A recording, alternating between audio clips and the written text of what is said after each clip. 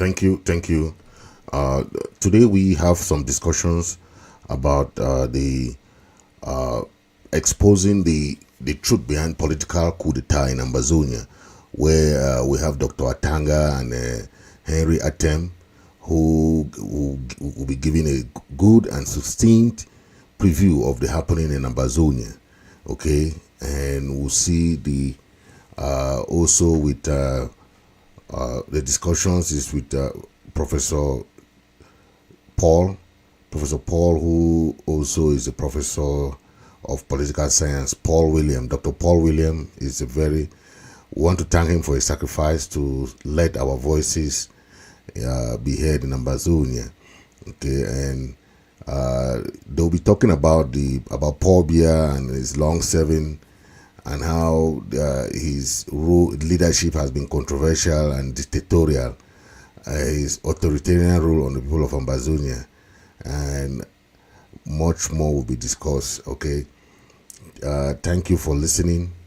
God bless you. God bless the people of Ambazonia. This public notice is to inform all Ambazonians on ground zero that the so-called lockdown that was recently announced by a certain Willie has been declared null and void by the group of leaders, the Ambazonian leaders. They want something that is unanimous.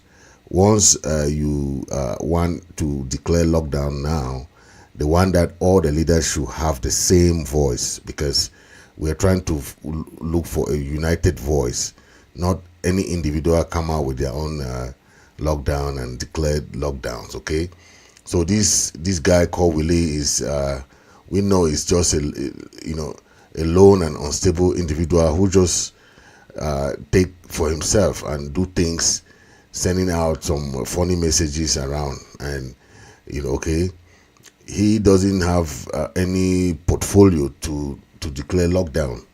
You have to do consultation with other leaders. With this liberation movement has gone too far to still continue this old way of doing things. Okay, so Ambazonians, you are therefore encouraged to disregard the so-called lockdown and any other messages coming from this individual. So please stay away from this kind of okay. What lockdown we want to see in Ambazonia today is a lockdown where all Ambazonians will come together, the leaders will come together and declare with the restoration forces. They will declare a lockdown. That is what we want to see. We don't want individuals going around declaring lockdowns on the people of Ambazonia. Okay, thank you for listening, and God bless Ambazonia.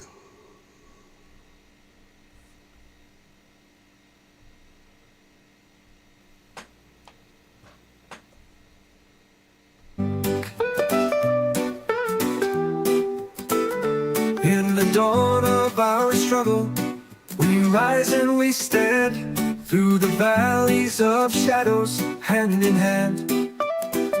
From the whispers of pain to the shouts of our song, in the spirit of freedom, process together we belong. Encroaching, eroding Freedom the is not English free, cultures but and we're close to implanting the the French land. culture. With our dreams And I and think 2016 was a peak of this encroachment, where they then said, no, this is too much. We need to resist, otherwise we will be completely assimilated. The 2016 strike just adds to a series of strikes against the erosion of the Southern Cameroon's identity. And the evolution of social media really exposed the brutality of government forces against the striking teachers and lawyers. And that is where the issue really exacerbated, and it turned to a full-fledged conflict. It started with machetes, not even guns, before it grew to where we are today.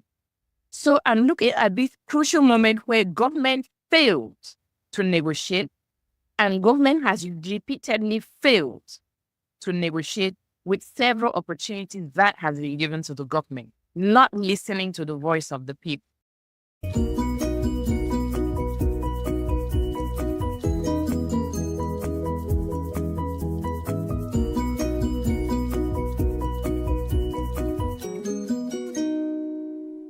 Welcome to the Lawyering Peace interview series, where we explore the art of diplomacy and the legal frameworks that underpin peace processes.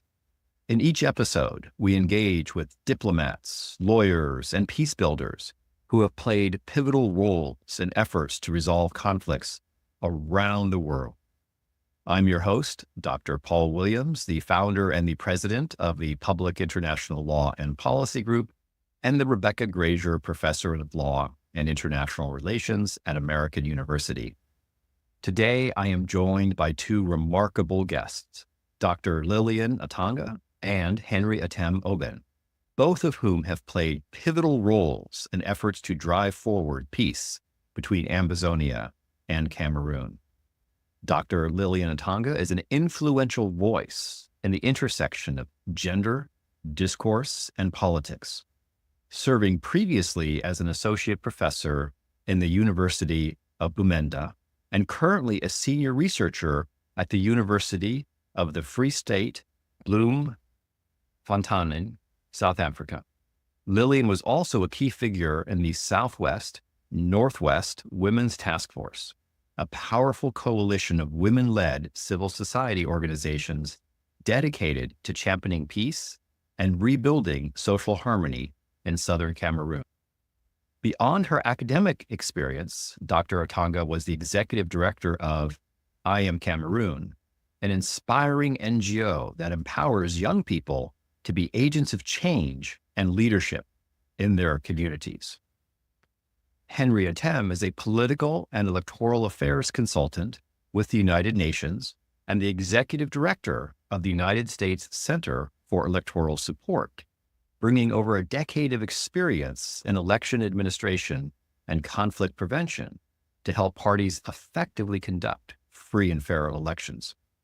Henry's extensive experience includes managing election assistance programs in developing democracies and participation in more than 15 electoral observation missions, making him a seasoned advocate for the democratic process. In late 2022, my colleague Ryan Westlake and I had the privilege of working alongside Henry, Lillian, and the team at the Coalition for Dialogue and Negotiations to help the Southern Cameroon's Ambazonia delegation prepare for peace negotiations with the government of Cameroon after years of conflict. Today, we'll reflect on that process and the lessons learned. Lillian, Henry, thank you both for joining me. I'm so looking forward to our conversation. Thank you very much. Thank you very much for having us. Well, let's go ahead. And before we dive into the specifics of the peace talks, could you provide us some background on the Southern Cameroon conflict? What are the key underlying causes that have fueled this conflict over the decades? Thank you. Thank you very much, Dr. Williams. Before I jump into the question, many have called the conflict an Anglophone conflict, right? But when you use the word Anglophone, one is tempted to think that it's a conflict or crisis emanating from a language issue. And so in reality, it's deeper and more profound than that. So I would use the term Southern Cameroons, Ambazonia. In some cases, I can go on with Anglophone, but just to make sure that your listeners understand that one can use Southern Cameroon's conflict, Ambazonian conflict, and others can also as well use Anglophone conflict to describe the nature of the conflict. The underlying cause of the conflict is the attempt to assimilation of the people of the Southern Cameroons. I will use the words of the President Biya himself while he was in Paris, into an identity different from theirs. You can talk about the systems, you can talk about the processes and the way of life, from education to judiciary to governance to freedoms and rights. So those are all attempts at peaceful dialogue with the government of Cameroon were made by reputable Southern Cameroonians without any response of the government. So carrying arms was seen by some as the best alternatives after the brutal response by the government forces during a peaceful protest led by teachers and lawyers in 2016. Lillian may add a little bit of flesh into that. Well, at a deeper level and at a more visible level to the ordinary people, these discriminations manifested themselves in educational systems where the English-speaking Cameroonians, who are Southern Cameroonians, differently from Anglophone Cameroonians, found that their system of education, which is British-based, following the colonial rule, is completely different from the Francophone system of education, which is French-based. And the imposition of the French educational system, not just in terms of curriculum, but the language in use in educational systems was a problem. And a lot more French-speaking Cameroonians were teaching in the English-speaking Cameroons in language which was approximative English and sometimes French to children who were supposed to be speaking English and learning in English. That became a big problem. And from a personal perspective, I moderated pre-2016 on a lot of teachers' meetings complaining that their children are being taught by French-speaking or Francophones in a language that wasn't English. At a legal perspective, that was also very visible in the different legal systems where the Anglophones were using the common law and the Francophones were using, I don't know what law that is. But then the encroachment of the different legal systems was a problem. But then this did not happen only recently in 2016. These problems were problems that had been planted at the beginning of the Republic, a republic which was initially the British Southern Cameroons with a system that was brought in from when they were still in Nigeria and being administered by Britain into the French Cameroons to a French system that was an adoption of the French, as in France, system of education and legal system. And these two parallel systems had coexisted, sometimes each independent from the other. But as Henry said, the assimilation process meant encroaching, eroding the English cultures of the English system and implanting the French culture. And I think 2016 was a peak of this encroachment where they then said, no, this is too much. We need to resist, otherwise we will be completely assimilated. One thing that we have to note is that these Anglophones kept noticing the gradual encroachment into that system, and they kept complaining. And there was a communique by the teacher syndicate of the University of Boya that if nothing is done, this will escalate into violence or a war that the government may not be able to deal with. And true to it, 2 years down the line from that note from the teachers of the University of Boya to the Minister of Higher Education, it happened just like that.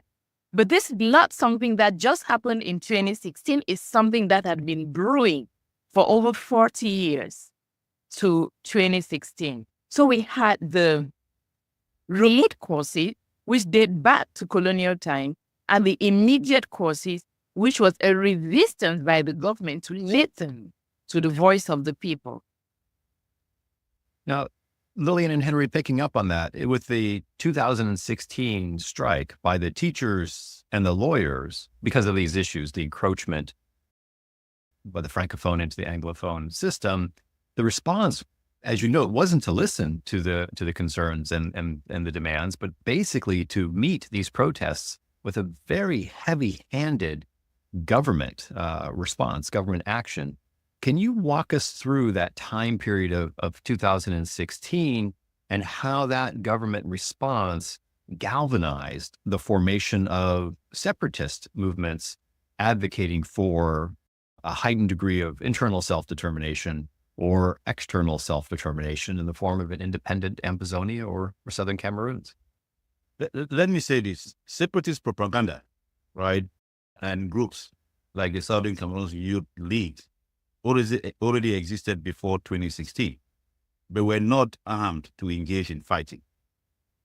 So you have leaders like Ebenezer Akwanga, who was the leader of the Southern Cameroon Youth Movement, was arrested and jailed on grounds of inciting secession way years before 2016. He escaped from jail. He succeeded in escaping from jail and got through Nigeria to the US and advocated for the use of arms as a means to compel the government to engage in negotiations. I mean, and that was way far before 2016. So the foundation of an armed struggle was already in place. But let me take you through some historical facts that informed the outbursts in 2016. In 1960, the Republic of Cameroon gained independence and was admitted into the United Nations. 1961, Southern Cameroon was voted to gain independence by joining the Republic of Cameroon. I'm using the word Republic of Cameroon, and you will definitely see where it reappears again. And when that happened, that was on condition that a federal system would ensure self-governance and preserve the identity of the people of the Southern Cameroons. In 1972, the two-state federal system, West, that represented the Anglophone Cameroons, and East Cameroon, that represented the French-speaking part of Cameroon, was abolished through a referendum, in what many say was the beginning of the assimilation process, because many felt it was in violation of the provisions of the federal constitution that permitted the change of the form of state. So most of the big corporations in the Southern Cameroons were closed, from electricity supply to road construction and others, and the name of the country was changed from the Federal Republic of Cameroon to the United Republic of Cameroon. Now, 12 years later, that was 1984, President Biya, through a decree, changed the name from the United Republic of Cameroon back to the Republic of Cameroon. The name the French part of Cameroon had when they gained independence in 1960. And so many thought that that was the erosion, the disappearance of the existence of the Southern Cameroons. And so this was further viewed as erasing Southern Cameroons or West Cameroon. And as a result, a renowned Southern Cameroonian lawyer from Ngodi Dinka argued that the decree invalidates the agreement in 1961 between the two entities. He advocated for the restoration of the independence of the Southern Cameroons and gave the name Ambazonia in 1984. So many only knew the name Ambazonia after 2017, but in real fact, that name existed since 1984. And so that was around 1992, during the third democratic wave. The first multi-party elections were held. And it is believed that the opposition party led by an Anglophone, John Fundi of blessed memory, won the elections, but President Biya was declared as winner. There was also a general belief that based on the results declared, a Southern Cameroonian can never be president because the government would not allow that to happen. That also increased the level of resentment among Southern Cameroonians, that they don't see themselves belonging to that country. Now, in 1993 and 1994, respectively, in Buea and Bamenda, you had notables, the All Anglophone Conference 1 in Buea and the All Anglophone Conference 2 in Bamenda. But key to the resolutions of those conferences was the request for a two-state federation, back to a two-state federation. And they were categorical about advocating for separation if a dialogue about the federal system was not held. So the armed conflict 22 years later, right, was a culmination of several failed attempts to address the issue.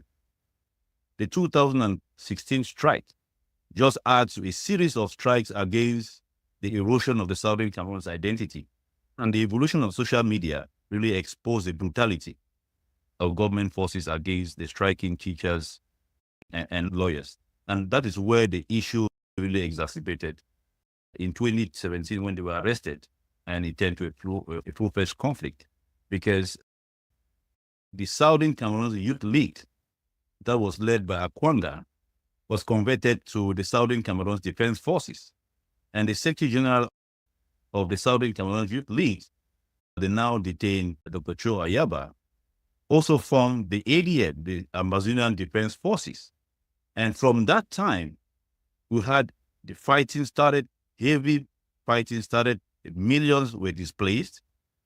There was international attention on the conflict, and many of the members of the lawyers and the teachers consortium escaped to Nigeria.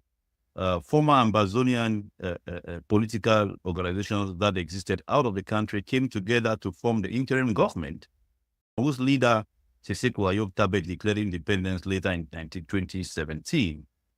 And so that's how it evolved until today. We see how the armed conflict still continues. Thank you, Henry. Lillian, would you like to add anything to that? Yes, I think one key thing now that we're talking about peace and negotiations, the many failed attempts at peace and negotiation, and I'll bring just this one at this material moment in time. When the teachers and lawyers went on strike, there was an opportunity for the government of Cameroon to negotiate and have peace. And several meetings were held to have this negotiation. And because the government kept reneging on its previous promises, the final meeting that failed and led to where we are today was held in Benin, in which everything collapsed. At that moment, up to that last meeting, the negotiation involved them reclaiming their identity, and separation was not part of that.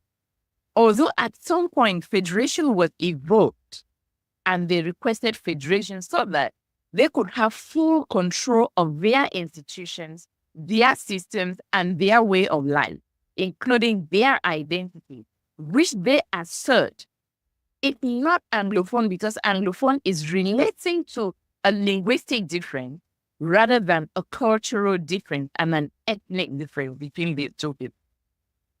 Had the government given in to the request at the crucial moment, there wouldn't have been an escalation into an armed conflict.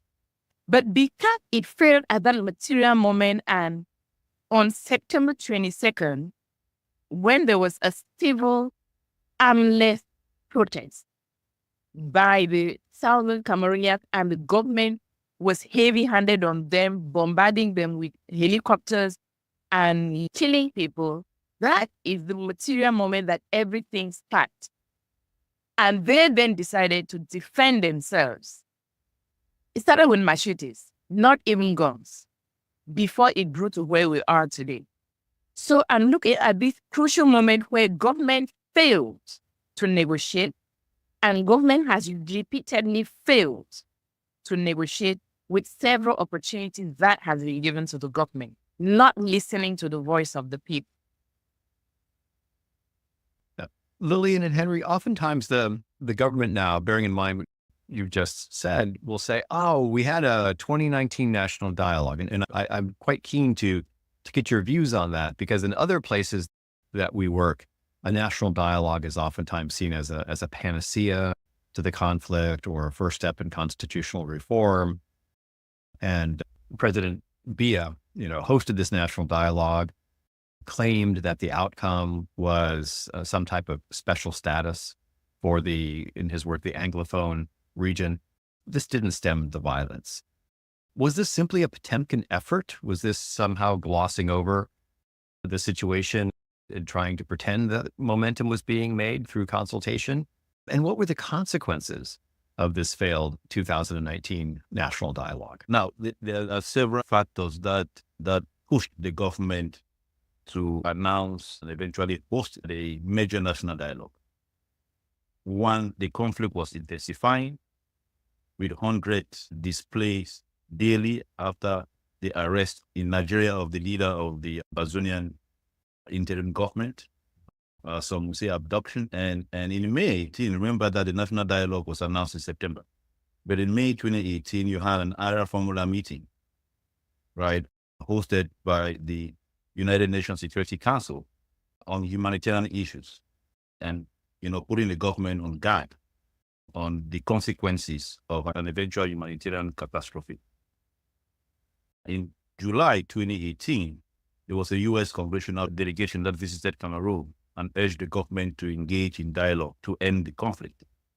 And in September, of course, President Biya called for a major national dialogue. I guess there was also a joint AU, Commonwealth, and La Francophonie delegation that was also planned to visit Cameroon in November of that same year, 2018. So it was easy from events to say the government was looking for a safe route to stay away from international scrutiny or pressure, or legitimize authority over the situation and prove to the international community that actions were being taken to address the problem. Whether that was done in good faith or not, the execution of the major national dialogue fell short of its organizational and operational expectations. And of course, the outcome could not have been accepted by the Ambazonian political groups. The consequences of the non-acceptance is that fighting continued and intensified around still late teen. In October, immediately after the national dialogue, there were elections, right? There were elections with a very heavy boycott from the Anglophone Southern Cameroon's regions, delegitimizing the government. The outcome of the elections by not even just participating. There was below 10% participation in those regions.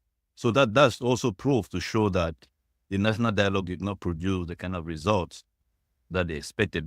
The major part of it was that the armed groups, of course, did not accept the outcome of the national dialogue, even though the government continues to implement the resolution of the dialogue. Go ahead, Lillian, if you'd like to provide some additional context and thoughts on the national dialogue. If I may add my perspective to the major national dialogue, like you said, a Potemkin effect, both the organization and the operationalization of the dialogue, I think the government was actively aware of how it will run and the outcome. First, the invitations, who was to participate in the dialogue. They invited the Cameroonian diaspora. True, they invited some of the leaders, but with a precedent that the other leaders have been jailed. It was known that the others cannot take the risk of returning to Cameroon for a dialogue, knowing that they also risk being jailed, which therefore means, as a separatist colleague, it was going to be a monologue. The question is, was a dialogue between the government of Cameroon and the citizens of Cameroon, or the government of Cameroon and the southern Cameroonians who are complaining? Who was a dialogue with?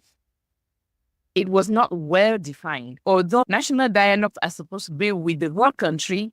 But what was the problem that was being addressed? That wasn't clear. And that was also evident in the agenda of that dialogue. Certain topics were admitted, other topics were not admitted. Everything was controlled by the government. It was a top-down dialogue. It was not a bottom-up dialogue. It was very elitist. And any other people who were not elites were carefully selected and groomed to act. I would say this is my analysis. With such a staged and a crafted dialogue, evidently the outcome was predicted, which means the government knew exactly what they wanted. They were staging to the international community that they are carrying out the dialogue, not an intention to solve an internal problem. And drafted the resolution of the dialogue, I believe, before even the end of the dialogue. And these resolutions have served as a foundation for any other attempt at dialogue and negotiation, and any attempt at moving away from those resolutions is not accepted or tolerated by the government, even if they are not very overt about this, which therefore means that the government has, I believe, again, that they have very specific outcomes they need, which are independent of the desires of the people, which I think would have been what they are looking for. What do the people want, and how can we negotiate with these people for there to be peace? An absence of negotiation with the people, therefore, cannot result in peace if there is no inclusion of the grassroots in any dialogue.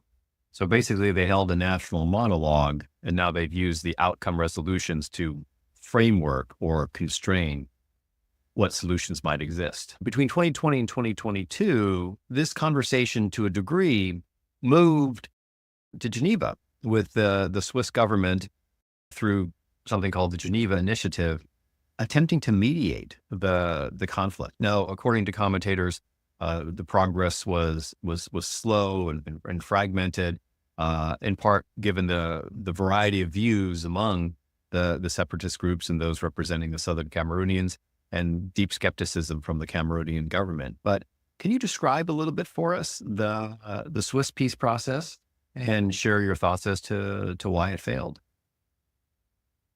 Yeah, the Swiss government announced in June 2019 their readiness to facilitate dialogue between the warring parties, and appointed, I think, an Ambassador Gunther Bachelet, as principal mediator or facilitator for this dialogue. And there was kind of an acceptance from the grassroots, right? A cross-section of the Ambazonian groups also accepted to be part of that process. A few, of course, including armed groups, did not accept, but they were en route to accepting should the government demonstrate an engagement in the process. And as such, the Swiss also delegated, I think, different organizations to help with capacity building for the Ambazonian group, the political groups in the diaspora, and the armed groups whose leaders were in the diaspora, but also another organization to train grassroots organizations, women organizations, rights organizations, to ensure that everyone is prepared to engage in a meaningful dialogue. That took place over 3 years, still waiting for the government to engage in a very meaningful way. But like Lillian said, the government was more preoccupied with implementing the resolutions of the major national dialogue and lose sight, or intentionally lose sight of doing any engagement with the Swiss. And I think it was in 2022 that they made it official to the Swiss government that they are not involved, they will not be participating in any Swiss process. And that's how the Swiss process died. In a discussion with the Swiss, they indicated that the government, like Lillian said, wanted them to engage in a process within the framework of the major national dialogue. Because after the major national dialogue, there was a major national dialogue implementation commission headed by the Prime Minister. And so every other discussion that had to take place around dialogue, as far as the government is concerned, should take place within that context. And anything out of that context, the government would not agree. And because the Swiss had invested in training, bringing the political and armed groups, including grassroots movements on the ground, on how a real negotiation process looks like, it was very difficult for the Swiss now to go back and say, no, what we have trained you is not what we think would happen. We will need to align with this other resolution. So at that stage, the Swiss could not do it, and they withdrew. And so that's how the Swiss process collapsed. But the Swiss had invested a lot of time, a lot of resources to make sure that the Ambazonian Southern Cameroon or Anglophone delegation was well prepared for eventual dialogue, genuine dialogue with the government. Lillian, do you have additional thoughts to add on the Geneva process? I'm seeing a trend. First, pre-2017, when the government had an opportunity to negotiate with teachers and lawyers, they failed. 2019, in the major national dialogue, when they had a real opportunity to negotiate, even if it was not with the separatist fighters, but with the Southern Cameroonians, they failed because they restricted topics, they restricted who to talk with, and they designated who to talk with. They failed. Third opportunity is what we just discussed now. With the Swiss trained grassroots movement, the trained diaspora movement, they got people ready for a dialogue. The government reneged on it, and they failed. And this trend just keeps going. We are waiting to see how it ends.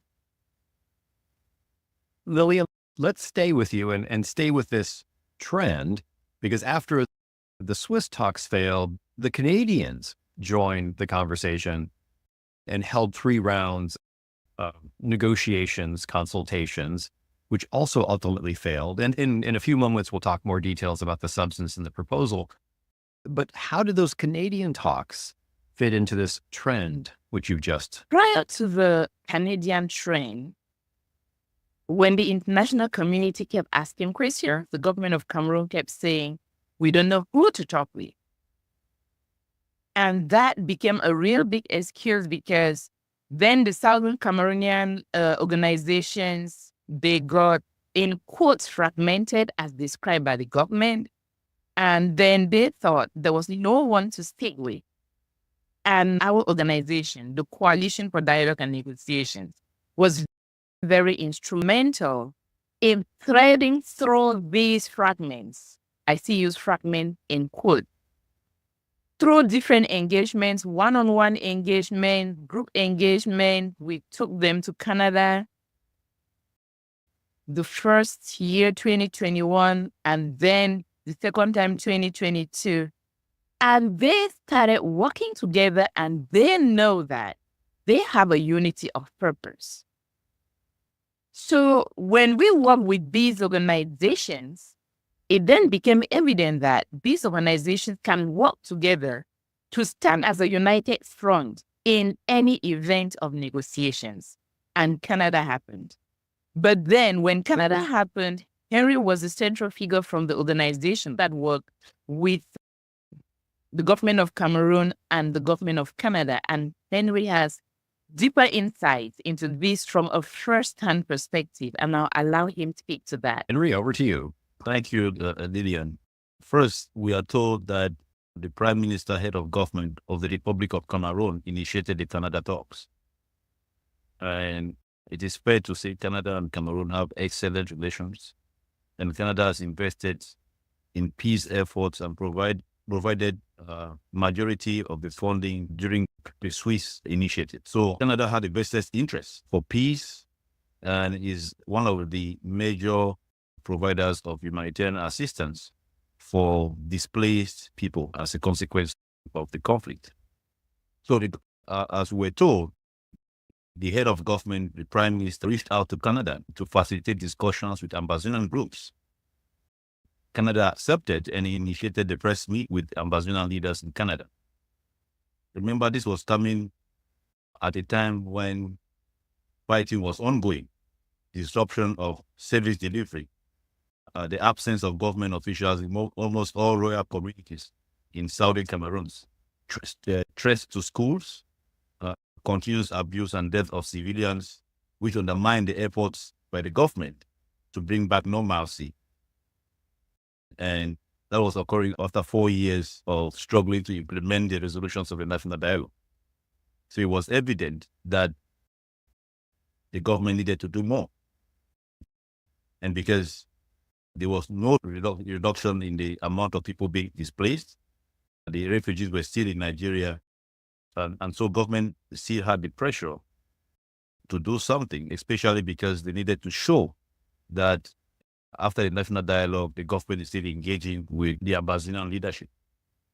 So Canada accepted to facilitate the discussions, and that's how the Canada talks started. In just a moment, let's dive into a conversation about the big picture substantive issues, and then those substantive issues which were dealt with or attempted to be dealt with in the Canadian process, and the sort of bizarre ending of the Canadian process. But before we do that, I want to hear about your personal stories. How did you come to be so deeply involved in efforts to secure peace in Cameroon, to empower grassroots organizations, to empower women, to help build or coalesce a platform among the separatist movements? And Lillian, do you want to jump in first, and then we can turn it to Henry for his story? I come at a very interesting intersection, and I want to bring a personal story here. I lived in Cameroon until 2019.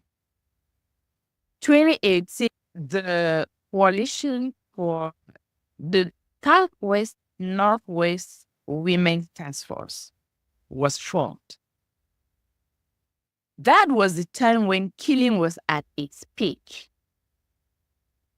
You see dead bodies on the street on a daily basis, several dead bodies. And that was a time when women had never seen that happening in their lifetime. And the trauma was big and real. And culturally, women go out and mourn on the streets to protest. It's happened in the past, and it happened again in 2018, where women from the Northwest and women from the Southwest had what they call a lamentation campaign, where they went to the public and they cried against atrocities. Being a key member of this, that was the first platform protest from the Southern Cameroon on the ground. And this movement grew bigger and bigger, carrying out different kinds of offline and online campaigns against violence. Then I moved to the United States for a Fulbright fellowship, and I saw an advertisement for Coalition for Dialogue and Negotiation for the Conflict in Southern Cameroon. I picked interest. And incidentally, Henry was a founding member of that organization, which carried the principles that I subscribed to. And they were doing the same kind of activity, seeking for a solution to a problem that has been plaguing Cameroonians, who for us in our lifetime had not seen before. All of these different campaigns, and being a group, now Coalition for Dialogue and Negotiations, of professionals who are educated, who are critical, who are non-partisan, who are seeking for peace, we sought to be that body, that critical body that could thread the pieces together and bring about dialogue and negotiation. In its engagement, and Henry will fill out on this, and seeing the repeated discourse on fragmentation, we decided that we would thread through these different organizations and bring them together to work together. And that process required first us identifying the key stakeholders as on the ground, as it was called Ground Zero, which was in Northwest and Southwest in Cameroon and in the diaspora, to bring these groups to work together towards dialogue and eventual negotiation. This therefore meant us identifying these groups, these stakeholder groups, having meetings with each stakeholder group, and then eventually bringing them together to sit together on a face-to-face basis, because it was discovered that the virtual people were not listening to each other or understanding each other. And we thought that face-to-face conversations could bring more meaning and more people having the same ideas. That is how it resulted to us bringing them to Canada, both people from Cameroon and people from the diaspora to sit together, people who are of the Southern Cameroon origin, from different communities, different constituencies, different backgrounds, women's groups, cultural groups, political groups, civil societies to sit and talk together. But prior to that, the Coalition for Dialogue and Negotiation trained these different groups on policy and diplomacy and advocacy, because we were aware that these are people who had never experienced armed conflict in the past. These are people who had never experienced international diplomacy. These are people who never engaged in negotiation. So the CDN used its expertise and also recruited experts to help in these different trainings of these different groups on human rights, on women's rights, on dialogue, on diplomacy, on diplomatic writing, diplomatic engagement, and so on and so forth. So the CDM was very pivotal in threading these different constituencies of the people of Southern Cameroon, irrespective of their political leaning, but who are of that origin, because an eventual dialogue and negotiation will have to bring these different people together. If I may add, the primary focus of the CDN from its creation is to promote, advocate for dialogue and negotiations and to end armed conflicts. So that was the primary goal that informed the creation of the CDN, and to support efforts and processes that align with this primary goal. So when some, and I'll try to limit it to the Canadian talk. So when some Ambazonian political groups and armed groups contacted us for support, we were open to help, in part because the request aligned with our goal. But we also needed to be sure that our engagement will yield the required outcome, right? Ensuring the delegation was ready to engage, ensuring that the delegation was ready to leverage the opportunity to agree on certain key aspects and the acceptance to give feedback and engage with other groups who were not involved, who were not invited on the table. So the Swiss process was allegedly initiated by some Ambazonian groups. Now, the Canada talks was initiated by the government. And to us, it indicated a semblance of seriousness by the government if the Prime Minister is requesting to meet with Ambazonian groups. For one thing, there was a consensus around Ambazonian groups that if they needed to meet with the government, they wanted to meet with the government in a neutral ground and with a reputable country as a facilitator. So that alone, gave us the latitude to accept, to support them.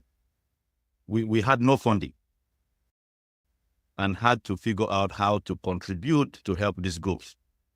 So we made individual contributions because we believed and continue to believe that justice and peace can only be achieved if both parties agree to genuinely negotiate to end the conflict. And so we did that in all good faith to help. And thank God that you, Dr. Williams, was available to provide the kind of assistance also to the Ambazonian delegation at a pro bono level because we had no funding. But the kind of contribution that we gave allowed the Ambazonian delegations, especially the principals, to travel to different countries to be able to meet and discuss on how the framework of their engagement would look like, but also to ensure that they can speak with one voice. And because we knew the dynamics among the leaders. But that is how we came to engage as CDN within the Canadian talks. We did not get any contact from Canada. no contact from Cameroon, but the fact that the Ambazonian groups who had accepted to participate reached out to request for the kind of support that we provided to them. Henry, how did you personally come to think through how to prepare the separatist movements, the other groups in Ambazonia and Southern Cameroons to build a durable peace? What is your personal story? Long one, of course. The first is an issue of building personal relations with the various leaders. These are groups whose members could not see eye to eye. And we had, besides funding, we had an issue with timing. And so the luck we had was that we had previous conversations with each of those leaders individually, even before Canada came into the picture. And so we used that to be able to bring them together. And the first thing was knowing that they had a lot of differences. We wanted to identify the commonalities first and deal with those commonalities, and then see how to mitigate the differences. It was difficult to bring the delegation to meet because we had limited funding, limited resources. So we had to figure out the most cost-effective way to ensure that whatever decisions are made by the principals will be trickled down to the various representatives that will be part of the delegation that we're meeting in Canada. And so that is the approach we used. We're able to make them agree on some basics, like, what do you want to see in the first meeting? What are your objectives in the first meeting? How do you make sure that you build up your narrative in the first meeting to be able to achieve your objective for that first meeting? And for instance, their first meeting was to make sure that they have a second meeting, but their first meeting was also to make sure that they highlight the failures of the Swiss process, especially to the government, and ensure that there was a CBN, a confidence building measure that builds on the experiences from the Swiss process. So all of those things were things that the first meeting tried to address. And then we had a few days now to discuss with them to prepare for the second meeting based on the outcome of the first meeting. And thankfully, you played a very critical part in advising and providing guidance. If I can highlight what Henry is mentioning, the Ambazonian team, like we noted earlier, haven't had any experience in negotiations. And the experience of you, Dr. Williams, in conflict and negotiations, and Henry's field experience working with the UN and the processes that happen was very vital.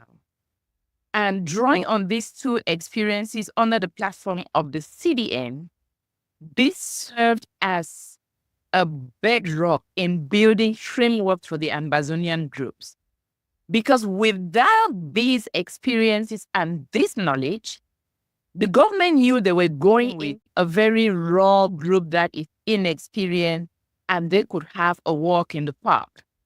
But this training and these experiences and these frameworks that were built before the Canada talks made it possible for the Ambazonian group to come out strong and even stronger than the government of Cameroon expected, because by my analysis, they were coming in to see a fragmented, disrupted group without direction, that they will bring in whatever they want to bring in and come out and say, hey, this is what we've done. But I believe that finding a group that was well prepared, well trained, and knowledgeable in what they want, including even what they want in confidence building measures, kind of put on the government and show the government that they were confronting an opponent they did not know. And I believe that is one of the contributions to the government reneging on their engagement in that process. Let's turn a little bit to the substantive issues writ large, and then let's dive into some of the issues that were on the table in Canada. But let's start with self-determination. When the Ambazonians, the Southern Cameroonians, are thinking about self-determination, Obviously, there's an eclectic array of views, but can you walk us through those views? Regional autonomy, refederalization, independence. Where do things stand in terms of what the movements are thinking in terms of what would build a durable peace in Cameroon? Yeah, it is very difficult without a referendum to clearly point out the absolute position of a people faced with different alternatives. There are some who believe that federalism is the better alternative.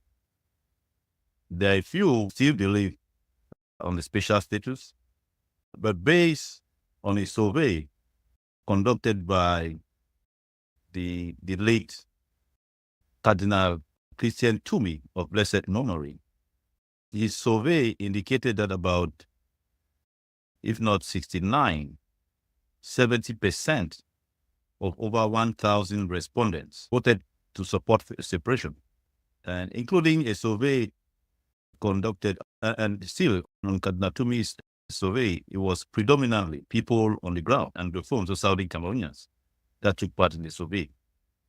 The CDN also conducted a survey. I think it was over 75% who also wanted independence, right? Separation. So, and that has been consistent in many of the surveys that have come after. So it is fair to say at this point that the majority prefer separation. Now, on the other hand, the government wants every discussion to be limited and aligned with the outcome of the resolutions of the major national dialogue, and seems to be very unwilling to engage in any discussion out of the framework of the resolutions of the major national dialogue, making it very difficult for any facilitation or any mediation to move forward. And it is our belief that whatever happened before the government rejected the Canada talks also aligned with this principle of the government. Whatever negotiations, be it UN, be it US, if it doesn't align with that, it will be difficult for the government to agree. If not, they may engage in the preliminary stages, but later on drop again if they feel that it doesn't align. Then also, there are also deep issues within the government that also cause those disalignment to occur, especially when it comes to talks, be it the Canada talks or the Swiss talks. Lillian, would you like to add to that? Yes, it is imagined by several members of government that with the human suffering that the people of Southwest and Northwest regions or Southern Cameroons have gone through in the hands of separatists, they will have a tendency to lean over to the government and no longer require separation. Without any very recent survey, I believe the results will not be any different from those of Cardinal Toomey and those of the CDN. Why do I say so? The reasons that led to the conflict have not been addressed by the government of Cameroon.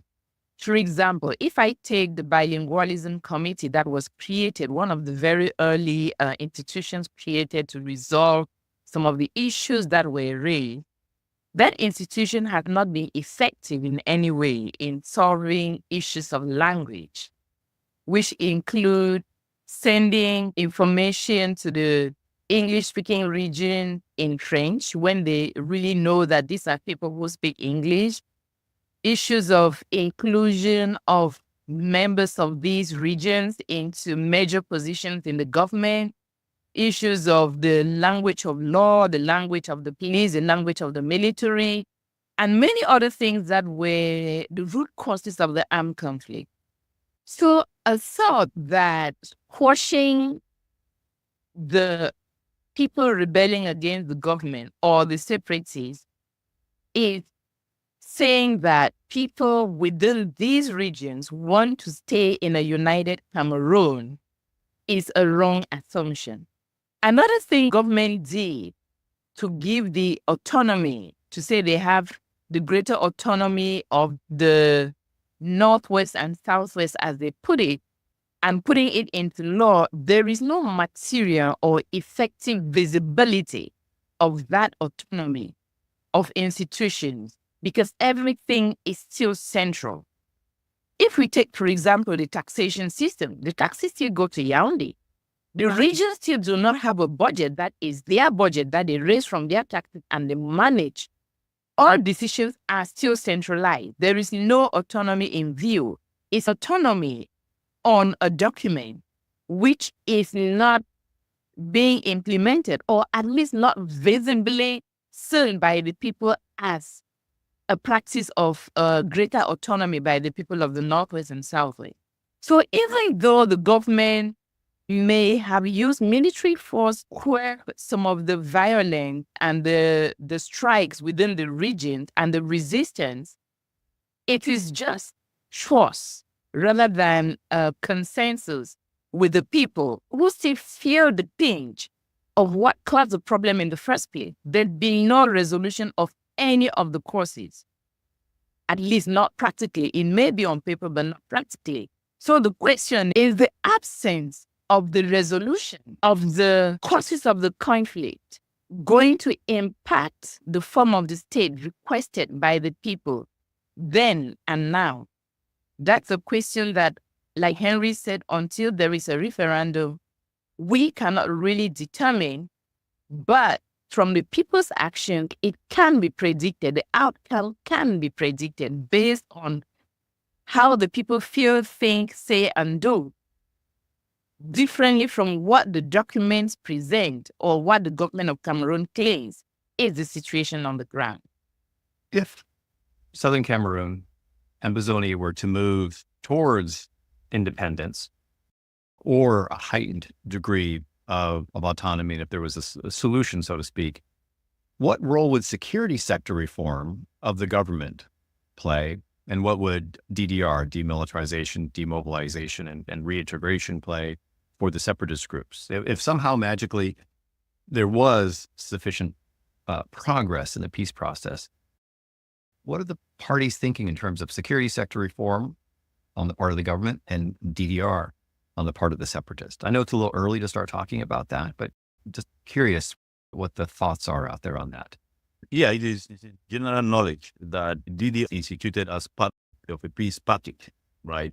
Mm-hmm. But that was not the case with the creation of the DDR in Cameroon immediately after the major national dialogue. President Biya announced the creation of DDR immediately. That was in November 2018 to allow separatist fighters, ex-separatist fighters and ex-Boko Haram fighters to go to the DDR.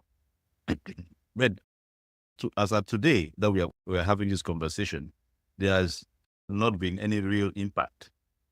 And because we're still having fighters going into the DDR and leaving the DDR and going to the field to fight. And the Canada, those could have been an ideal avenue for the parties to discuss security reforms had the government remained engaged, right?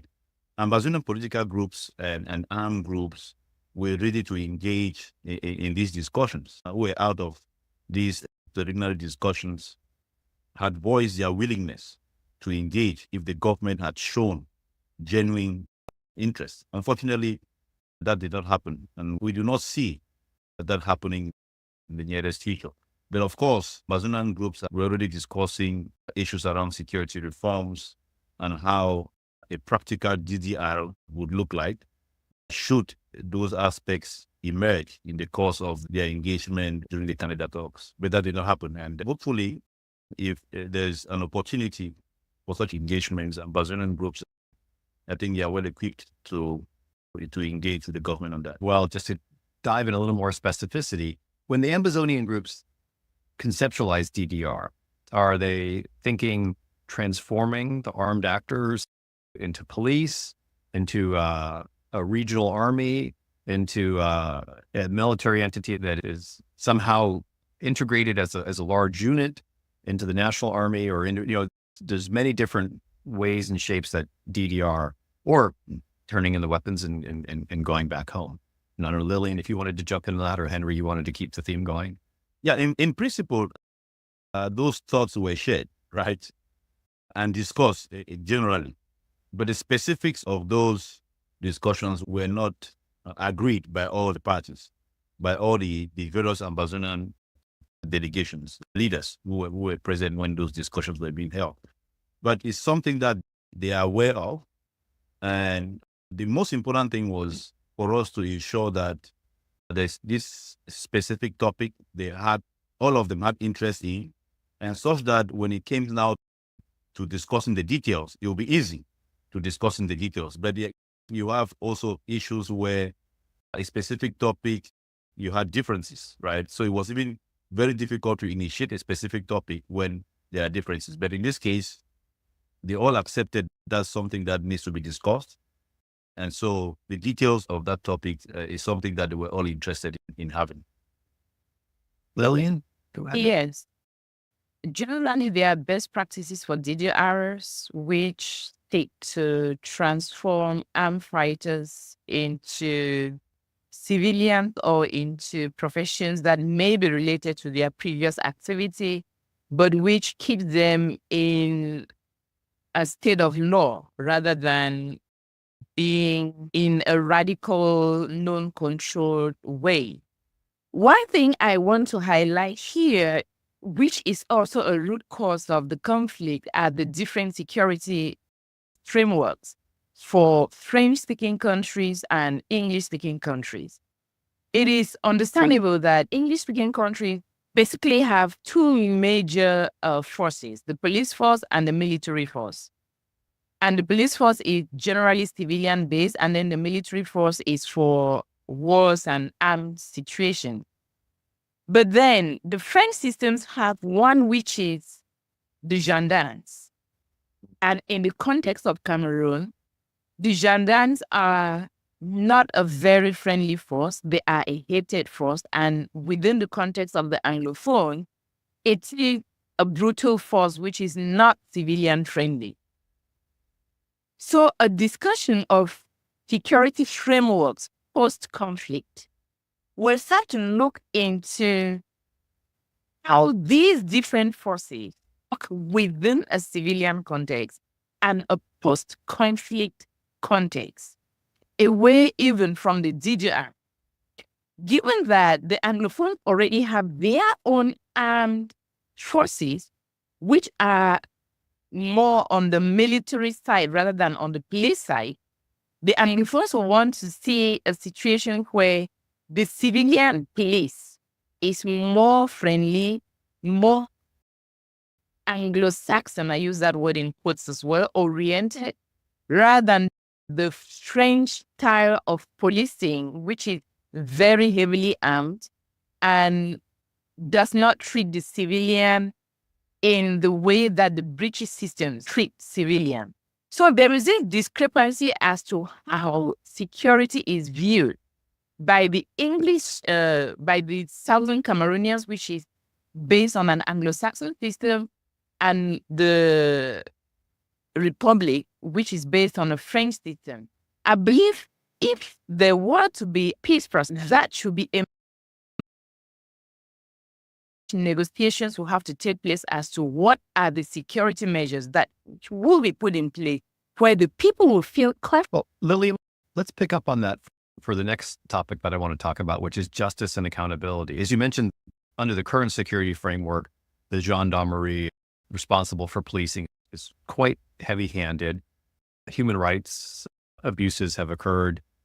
Arguably, atrocity crimes have occurred. What are the Ambazonians thinking about in terms of, if peace process progresses, what might be the most appropriate mechanisms for justice and accountability? Some referral to the International Criminal Court, a hybrid atrocity crime tribunal, or using the domestic process with the specialized chamber, or going the South African route of an amnesty-based truth commission. What are the Ambazonians, Southern Cameroonians thinking about in terms of the context of justice and accountability? When it came to discussions within the Canada talks, we didn't get to that stage, but the Ambazonian delegation had some thoughts about it. First, it would depend on the peace package, what is offered, what is agreed on. If there is a transitional period, that would definitely lead to a referendum. Of course, the South African Truth and Reconciliation mechanism was something that they were considering. It's not only looking at both parties, right? on how they could sit and really talk about reconciliation.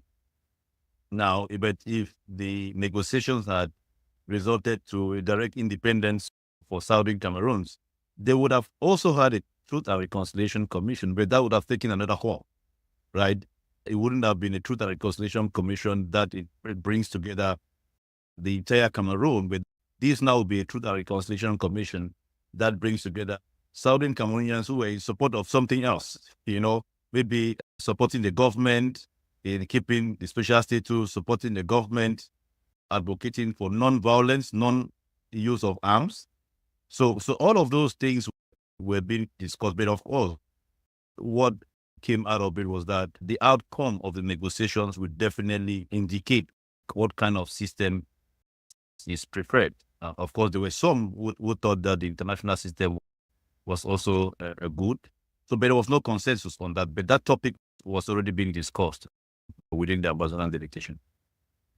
One thing I must say following social cognition is that, like Henry said, the outcome of the negotiations will really greatly determine if it were separation. It will be a different kind of peace and reconciliation, but assuming that it was something like a federation or autonomy or anything, meaning that the republic stays together, irrespective of whether it's a federation, confederation, or autonomy, therein a generation of trust. And it's going to take a lot for the government of Cameroon to build trust with the English-speaking Cameroonians, with the people of the Southern Cameroons. Because through the history of these two entities, there is systematic betrayal, continued lies, absence of keeping to word any promises that were ever made. And that absence of trust goes on and on till today. And any form of truth and reconciliation between these two entities without an oversight of a trusted body is going to collapse. The reason why there's always the need for a third party, which is external to these two, in any such endeavor, whether it is the judicial system or the security system, there is an absence of trust because the Republic of Cameroon has a history of betrayal to the people of the Southern Cameroons. Let me pick up on that theme of a third party, both in the context of justice and accountability, also in the context we were just talking about earlier, security sector reform, DDR, and in terms of humanitarian assistance and reconstruction. To whom do the Ambazonians and the Southern Cameroonians look to as neutral third parties, presumably the Swiss and the Canadians, but how is their view of the United Nations, which is oftentimes involved in humanitarian assistance, and the Cameroonians? To whom do they look to, if anybody, for third-party assistance? If there is a peace process, what might this collage of third-party involvement actually look like? Well, the Southern Cameroonians have often called on the United Nations as a third party because the United Nations was even at the root cause of the problem, in that at the time of independence, instead of giving independence to the Southern Cameroon as it was done with other countries, they rather gave them an option to stay with Nigeria or stay with the Republic of Cameroon. Often, the Southern Cameroonians have called on the United Nations to fix the problem they created. And Henry has a better understanding of the UN systems, but the UN systems have been silent. Even if they've been doing things in the background, they have not been overt in their engagement in this particular armed conflict. And it is still the wish of the people of Southern Cameroon to have the United Nations be a third party in resolving this conflict, as also there is absence of trust on the African Union. There's absence of trust on the French and the British because they feel that these people have failed them. Generally, they trust countries that are members of the UN Security Council, but which are not colonial countries to Cameroon. like the United States, like Canada.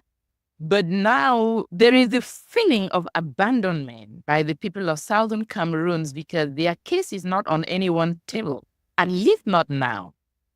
And systematic calls to the United Nations have not yielded desired interventions, which are the countries they really want to see involved in mediating this conflict.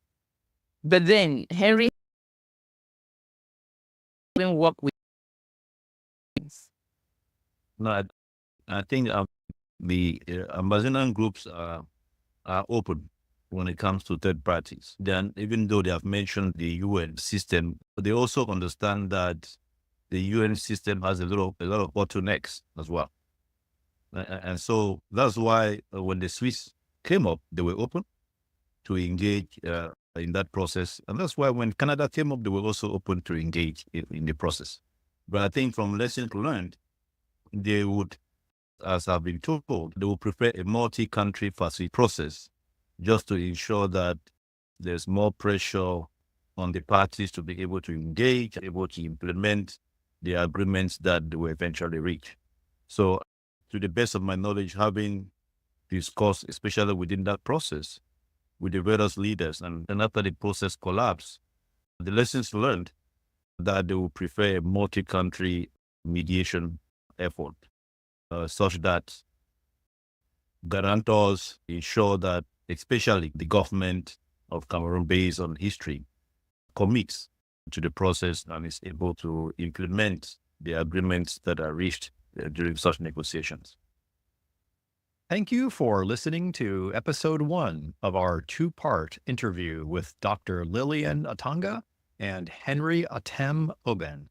Join us as we continue this fascinating conversation in episode 2, where we discuss the recent Canadian-led peace talks, exploring what worked, what didn't, and what it'll take to secure lasting peace in Cameroon. We'll see you there.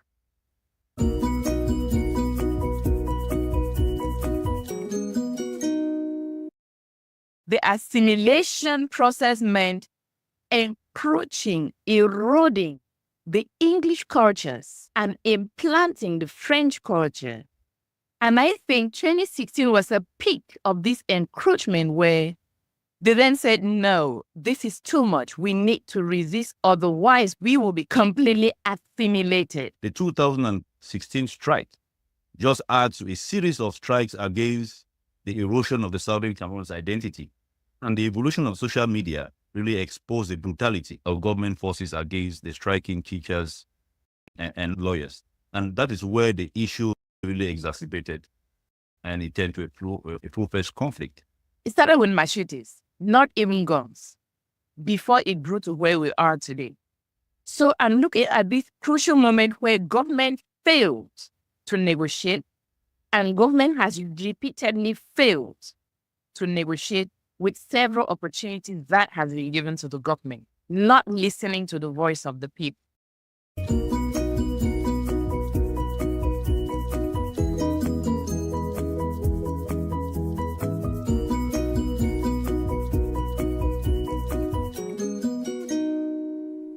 Welcome to the Lawyering Peace interview series, where we explore the art of diplomacy and the legal frameworks that underpin peace processes.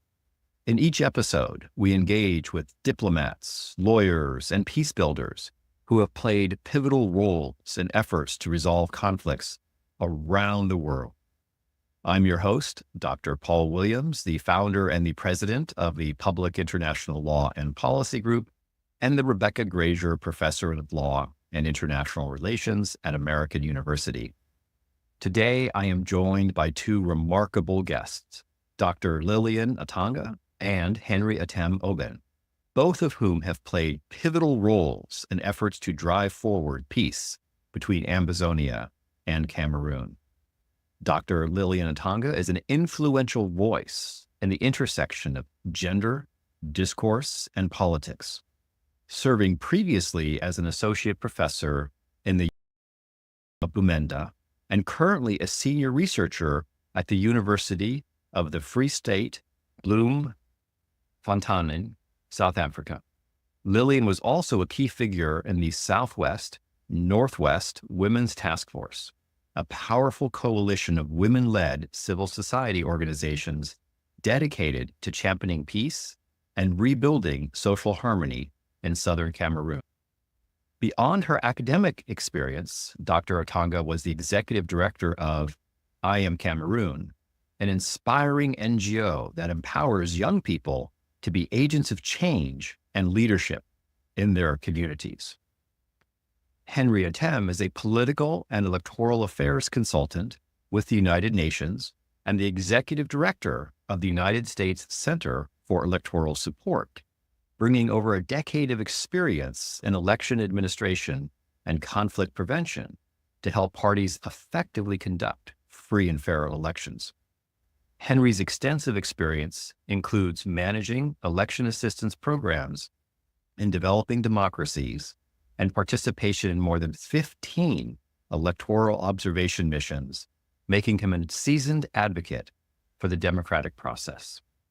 In late 2022, my colleague Ryan Westlake and I had the privilege of working alongside Henry, Lillian, and the team at the Coalition for Dialogue and Negotiations to help the Southern Cameroon's Ambazonia delegation prepare for peace negotiations with the government of Cameroon after years of conflict.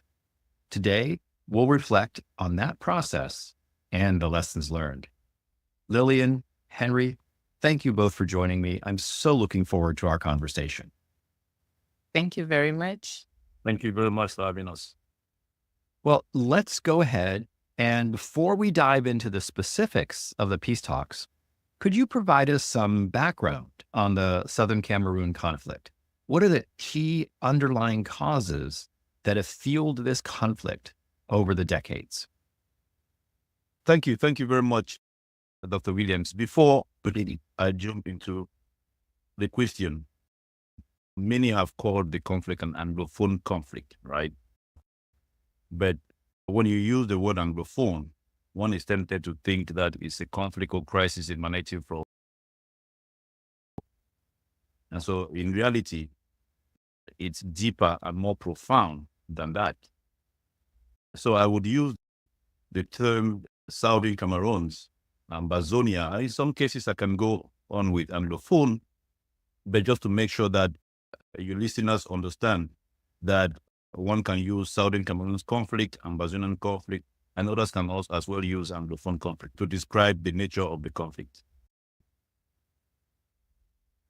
The underlying cause of the conflict is the attempt to assimilation of the people of the Southern Cameroons. I will use the words of the President Biya himself while he was in Paris, into an identity different from theirs. You can talk about the systems, you can talk about the processes and the way of life, from education to judiciary to governance to freedoms and rights. So those are all attempts at peaceful dialogue with the government of Cameroon were made by reputable Southern Cameroonians without any response of the government.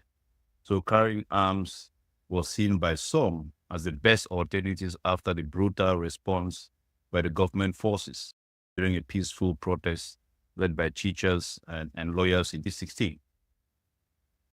Lillian may add a little bit of flesh into that. Well, at a deeper level and at a more visible level to the ordinary people, these discriminations manifested themselves in educational systems where the English-speaking Cameroonians, who are Southern Cameroonians, differently from Anglophone Cameroonians, found that their system of education, which is British-based, following the colonial rule, is completely different from the Francophone system of education, which is French-based. And the imposition of the French educational system, not just in terms of curriculum, but the language in use in educational systems was a problem. And a lot more French-speaking Cameroonians were teaching in the English-speaking Cameroons in language which was approximative English and sometimes French to children who was supposed to be speaking English and learning in English. That became a big problem. And from a personal perspective, I moderated pre-2016 on a lot of teachers' meetings complaining that their children are being taught by French-speaking or Francophones in a language that wasn't English. At a legal perspective, that was also very visible in the different legal systems where the Anglophones were using the common law and the Francophones were using, I don't know what law that is. But then the encroachment of the different legal systems was a problem. But then this did not happen only recently in 2016. These problems were problems that had been planted at the beginning of the Republic, a republic which was initially the British Southern Cameroons with a system that was brought in from when they were still in Nigeria and being administered by Britain into the French Cameroons to a French system that was an adoption of the French, as in France, system of education and legal system. And these two parallel systems had coexisted, sometimes each independent from the other. But as Henry said, the assimilation process meant encroaching, eroding the English cultures of the English system and implanting the French culture. And I think 2016 was a peak of this encroachment where they then said, no, this is too much. We need to resist, otherwise we will be completely assimilated. One thing that we have to note is that these Anglophones kept noticing the gradual encroachment into that system, and they kept complaining. And there was a communique by the teacher syndicate of the University of Boya that if nothing is done, this will escalate into violence or a war that the government may not be able to deal with. And true to it, 2 years down the line from that note from the teachers of the University of Boya to the Minister of Higher Education, it happened just like that. But this is not something that just happened in 2016. It's something that had been brewing for over 40 years to 2016. So we had the remote courses, which date back to colonial time, and the immediate courses, which was a resistance by the government to listen to the voice of the people. Now, Lillian and Henry, picking up on that, with the 2016 strike by the teachers and the lawyers, because of these issues, the encroachment by the Francophone into the Anglophone system, the response, as you know, wasn't to listen to the concerns and the demands, but basically to meet these protests with a very heavy-handed government response, government action. Can you walk us through that time period of 2016 and how that government response galvanized the formation of separatist movements advocating for a heightened degree of internal self-determination or external self-determination in the form of an independent Ambazonia or Southern Cameroons? Let me say this, separatist propaganda, right, and groups like the Southern Cameroon Youth League already existed before 2016, but were not armed to engage in fighting. So you have leaders like Ebenezer Akwanga, who was the leader of the Southern Cameroon Youth Movement, was arrested and jailed on grounds of inciting secession way years before 2016. He escaped from jail. He succeeded in escaping from jail and got through Nigeria to the US and advocated for the use of arms as a means to compel the government to engage in negotiations. I mean, and that was way far before 2016. So the foundation of an armed struggle was already in place. But let me take you through some historical facts that informed the outbursts in 2016. In 1960, the Republic of Cameroon gained independence and was admitted into the United Nations. 1961, Southern Cameroon was voted to gain independence by joining the Republic of Cameroon. I'm using the word Republic of Cameroon, and you will definitely see where it reappears again. And when that happened, that was on condition that the federal system would ensure self-governance and preserve the identity of the people of the Southern Cameroons.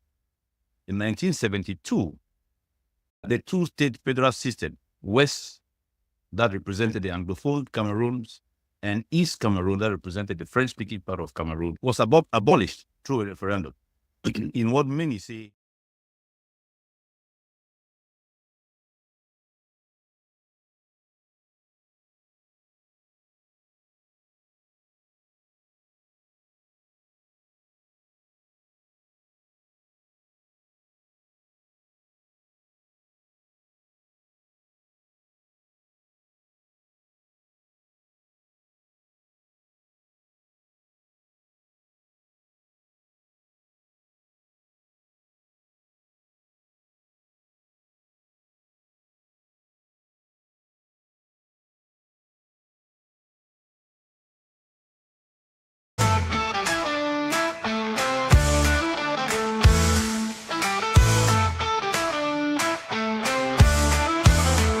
In the heart of Ambazonia, where the sunrises hide, the spirit of freedom dances across the sky. From the days of '61, when independence was won, your shadows loomed as battles were begun. Through the valleys and hills, where courage never fades, the echoes of leaders, their legacy cascades. John and Rufuncha's dreams, Henley's steadfast fight, Bolandra's wisdom shining like a guiding light. Oh, Ambazonia, your time has come.